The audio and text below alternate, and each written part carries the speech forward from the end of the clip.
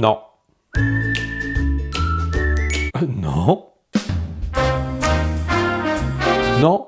Toujours pas. Oui, les tenues que vous venez de voir ne sont pas adaptées pour un vol en avion. Et vous vous demandez donc peut-être pourquoi. On va regarder ensemble les habits qu'il faut éviter lorsque l'on prend un avion. On va habiller ce beau mannequin pour voir quelle serait, selon moi, la tenue vestimentaire idéale lorsque l'on prend l'avion. Mais avant, je vais démarrer par un gros avertissement. Vous vous habillez comme vous voulez. Cette vidéo n'est pas un jugement de valeur. Vous allez le voir, le maître mot de l'habillement lorsque l'on prend un avion, et en particulier en classe économie, c'est le confort, qui est plutôt rare en classe éco. Après, si c'est votre kiff de prendre un avion dans cette tenue par exemple, eh bien quittez cette vidéo tout de suite, elle n'est pas faite pour vous. Pour les autres, on continue. Première recommandation, il faut éviter les vêtements trop serrés, en particulier au niveau des jambes. Pourquoi? Vous allez prendre un avion, donc rester assis pendant des heures. Même si la cabine est pressurisée, vous êtes en altitude. Vous risquez donc de voir un gonflement de vos jambes et en particulier des chevilles et du mollet. En principe, il suffit de marcher un peu pour réguler ce gonflement. Alors, je fais assez simple, je ne veux pas rentrer dans des détails scientifiques et médicaux, mais vous voyez un petit peu le principe. Donc, si vous gonflez et que vous mettez un vêtement hyper serré sur vos jambes, ce n'est pas du tout une très bonne idée. Et d'ailleurs, pour les personnes qui auraient des problèmes de circulation, il est conseillé de ne pas oublier son petit bas de contention. Petit tips supplémentaire, je vous conseille de choisir une place à côté de l'allée pour avoir la possibilité de se dégourdir les jambes quand vous le souhaitez. Alors, vous pourriez me dire qu'en guise de solution, eh bien, je peux m'habiller ainsi. Eh bien non,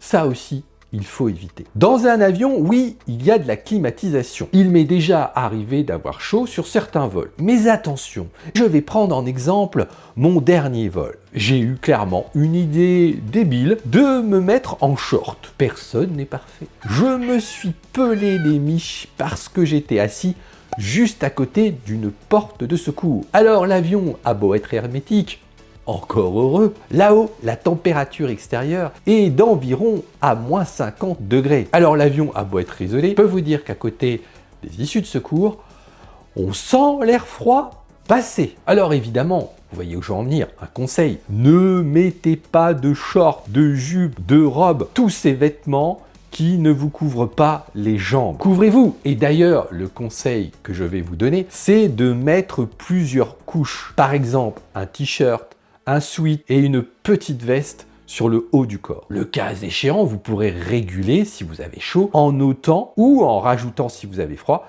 des couches de vêtements. Alors oui, certains vont me dire, mais Stéphane, dans les avions, il y a des plaids, on peut se couvrir. Eh bien oui et non. La fourniture d'un plaid gratuit en classe économique n'est pas systématique. Revenons à mon jeune homme qui a eu une excellente idée, le sweat à capuche. L'intérêt de cette capuche est qu'elle va vous permettre de vous couvrir davantage si par hasard vous avez froid. Et puis la capuche, ça sert aussi à s'isoler de l'environnement bruyant d'un avion.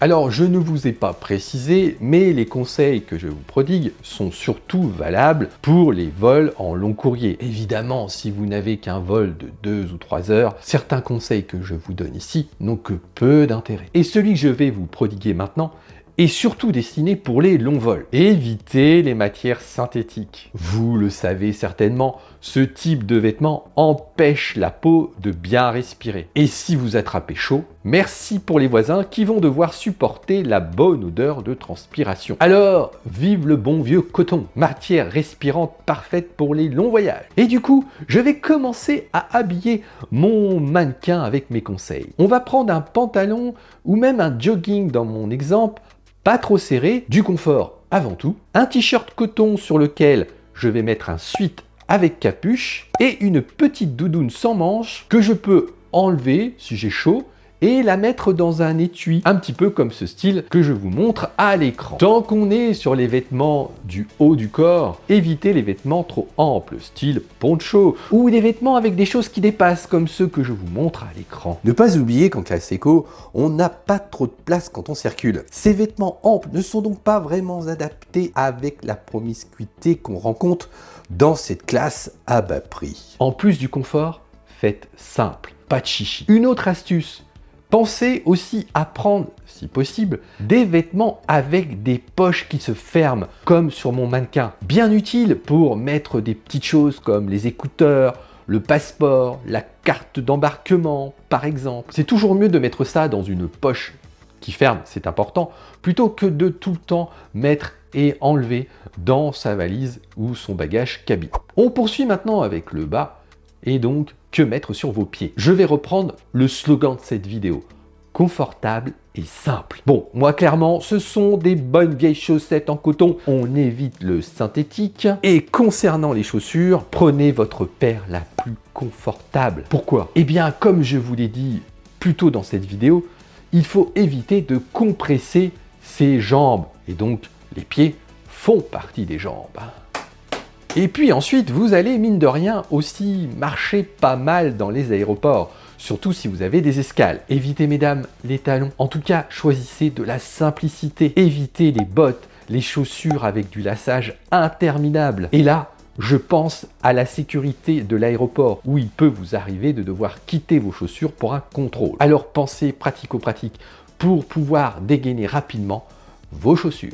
Ce petit conseil supplémentaire vaut surtout pour vous éviter un peu de stress à la sécurité. Allégez-vous de vos bijoux, allégez-vous de toute pièce métallique. Cela vous évitera des bips au contrôle qui sont toujours un peu stressants, surtout si vous êtes dans un aéroport à l'étranger et que vous ne maîtrisez pas la langue qu'on est en train de vous parler. Laissez vos bijoux à la maison et trouvez un pantalon qui vous évite de porter une ceinture. Et en parlant sécurité, si vous voulez des conseils sur ce moment qui peut parfois être un peu pénible dans un aéroport, eh bien rejoignez-moi dans cette vidéo. Allez, à tout de suite!